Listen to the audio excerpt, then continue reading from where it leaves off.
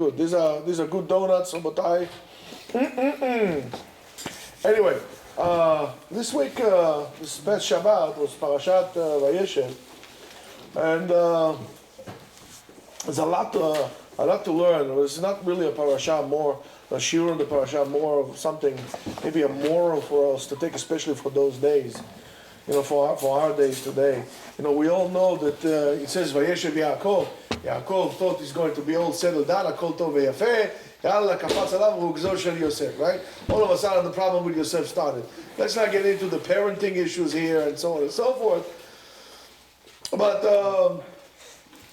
I think it's very significant to our days, especially now we're in Chanukah. Every generation we have this kind of a Haman kazeh dekam aleinu lechalotenu. HaKadosh Baruch Hu matzileinu miyadav.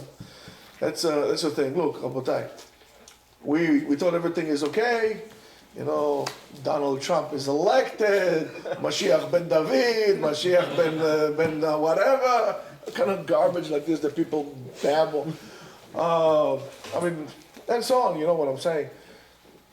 And we think everything's okay, we have a strong army, and this, all of a sudden comes Barack Hussein Obama and pull a fast one on this, which he planted a long time ago. And I'm going to tell you the following: this is not the end. This is not the end. Between now and the inauguration, he's going to do another one. I'm telling you, Barack Hussein is not done. And Joan Baal Kerry over there. Let me tell you, they're not done. And we think it's okay, you see this darkness. And this is the darkness of our generation. But what do you think the Goyim want? The Goyim want to destroy us in terms of Am Yisrael, whether it's the goof, with the body, or with the spirit.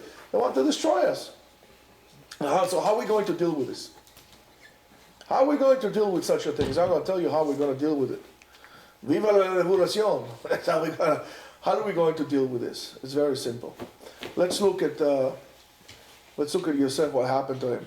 Yeah, we know about Yosef. He was quite of a character himself. But nevertheless, you have to agree that as much as his father loved him and favored him and so on and so forth, with all this, he didn't have it easy. His brothers didn't like him. And I'll tell you the truth, rightfully so. 1 second later. They didn't like him, and rightfully so. They were quite obnoxious. And he was even more obnoxious, I have to say that. But it wasn't easy for him. Here it is, and you think it's hard for you, but look at this. Here it is. He has brothers, they don't like him.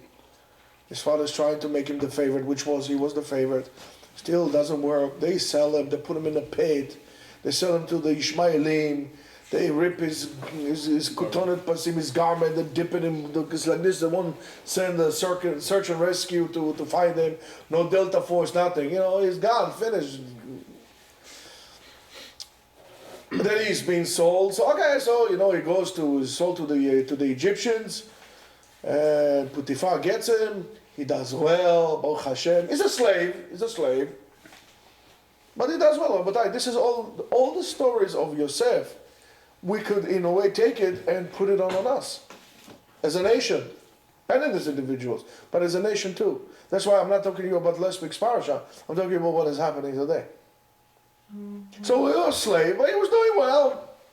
He was matzliach, he was prosperous. And all of a sudden comes, Potiphar's wife, right? And she says, "I want you." And he said, "Heck no." And she says, "Okay. Rape me!" He raped me. What happens to him? Boom! Goes into jail. I'm telling you, if you're going to look at this carefully, you see that the story of Yosef almost fits the Jewish history almost perfectly. He goes in jail. And what happens in jail? He does well. He does well. He's doing great.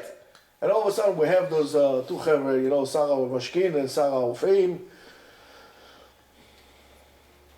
And that's the key to understand how we're going to deal with this.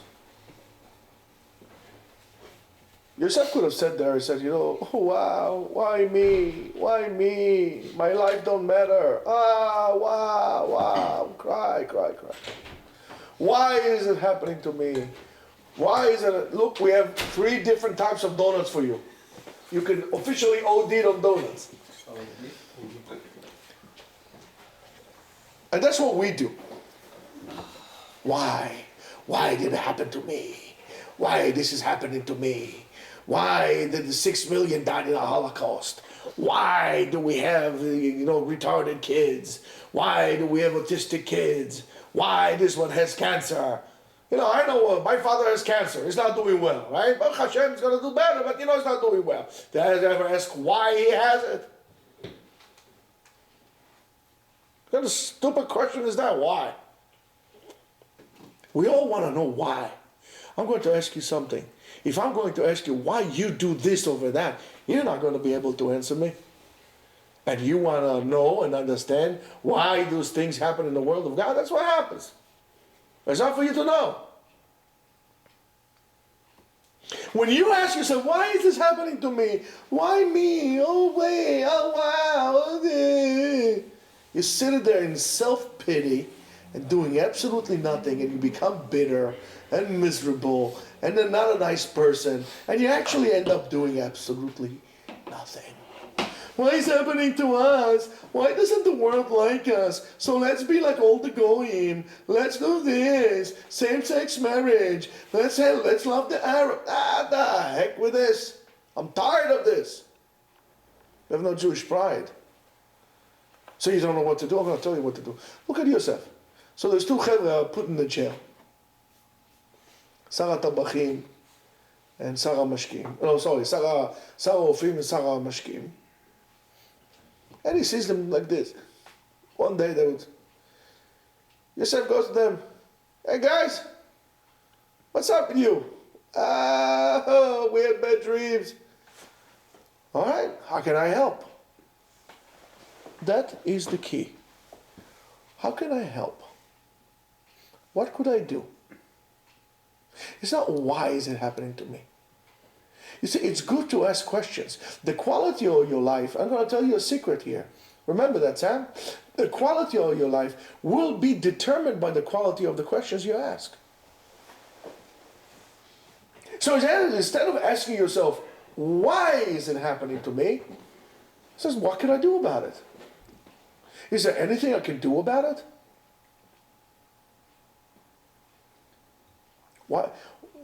What is it that I could do? Can I help? Could I help him? I see the argument, like you feeling bad. So I say, oi, misken, why is it happening to me? I'm such a nice guy. And what I'm going to be doing? Absolutely nothing. I says, okay, well, how can I help you with? How?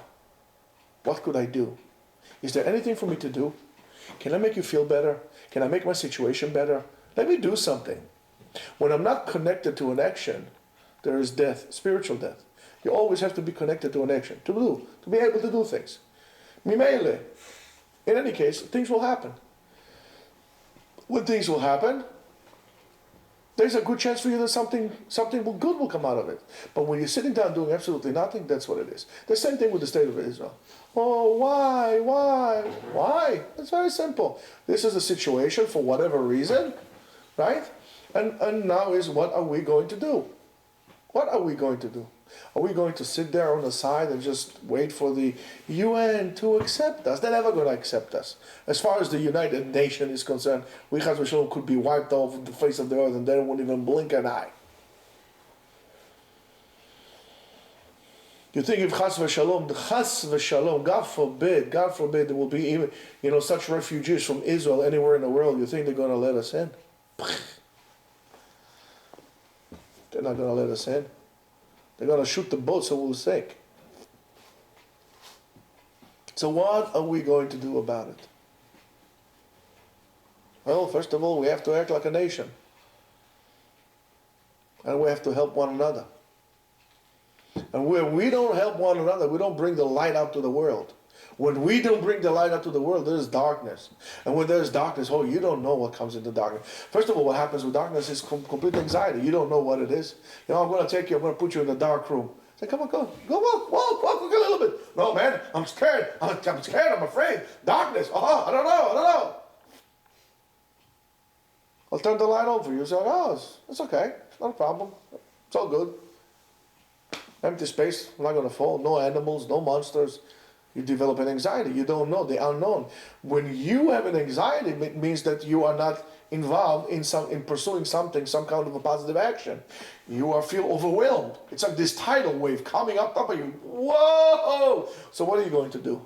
Are you going to anybody ever been into the ocean with big waves? It's a lot of fun. I mean, like big waves. You know, the kind of waves that comes and tumbles you down, and it's a lot of fun.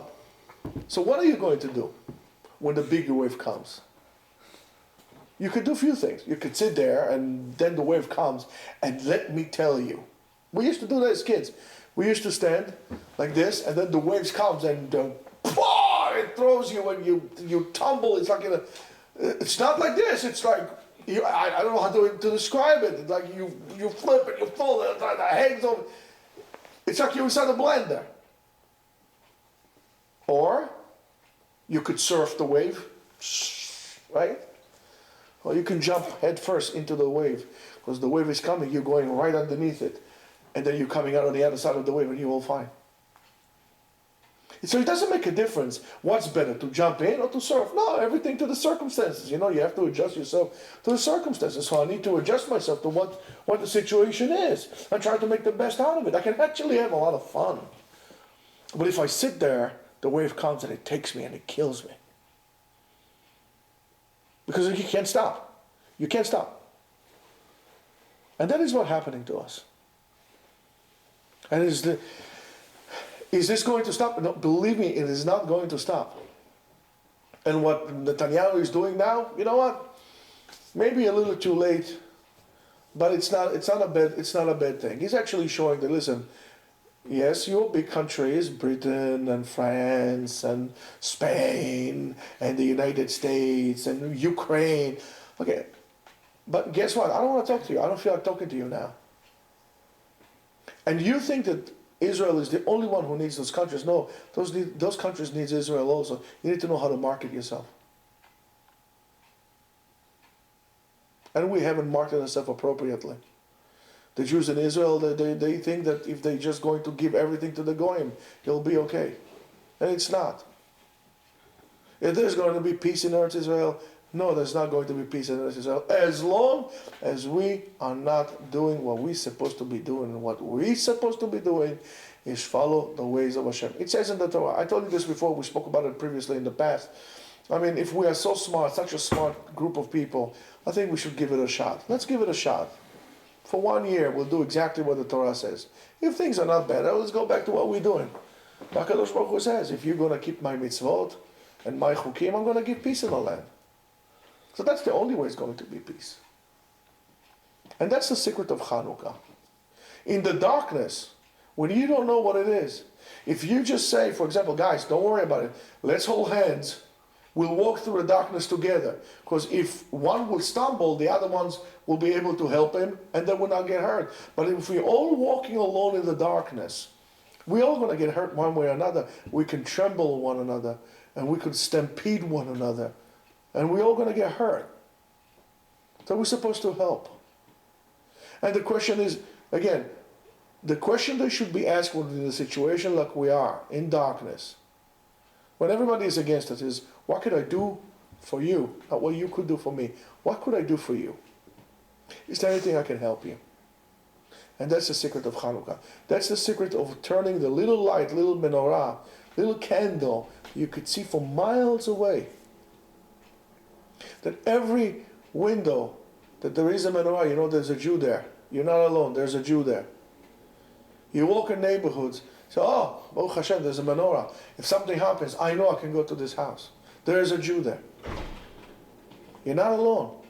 It's a sign. Welcome. I'm one candle, but welcome. Why do I put it in the window? Why do I put the menorah in the window? I put the menorah in the window for people to know, you're welcome. I'm willing here to do something for you. You're not alone. So let's ask the right questions to our lives. Let's help one another. Let's see what we can do to the people, whether it's on an individual level, or on a community level, or on a national level. It does not make a difference right now. Let's put all those differences to the side. Even conservative, secular, reform, etc., etc., etc. Right now, we should be able to roll our sleeve and go through this together. We're all in one army. We're all fighting in one army. Later on, we could sit down and we can talk and we can show the people the right way of doing things. But first of all, we need to be together. So we should reach out to any Jew who is out there and see what we can help. We should show solidarity with our brothers who sit in Eretz Israel and show them that they're not alone. And again, I know probably none of you are going to do that, but I have to say that. Send letters to your senators. Send letters to the president. What is going to do? It's a free country. In a very polite and appropriate manner, to His Highness, right? El Presidente El Duce. Send them an email concerning your, stating your concern with his current policies, deserting Israel. His only ally in the Middle East. This is a disgusting thing that they've done. It doesn't make a difference. Just send him. He's not going to read it, but it's okay. It's okay for you to say it. And you should encourage other Jews to say that. Instead of talking one another about nonsense. Instead of just talking like a bunch of old geese. Do something. Tell all your friends to send emails, to sign petitions, to the congressmen, to the senators. Yeah, Shmaki Schumer including. Where is he? Where is he? I haven't heard a word from him. He knows where to find us when he needs money or needs to be re-elected. All these congressmen, assembly people, all this scum of the earth, they know where to find us. Oh yeah, they know where to find us. I mean, we know where to find them as well. Therefore, you send them an email. And he says, please, as a person in your territory, I want you to know that we are voicing our concern and disgust with what you have done and what the administration had done. And make sure it doesn't happen again. And send one to the president as well. You have a voice. You have a mouth. You got to do something with it. So until then, let's ask the right questions, let's do the right thing, and let's eat some donuts. Have a great day and Chanukah Sameach.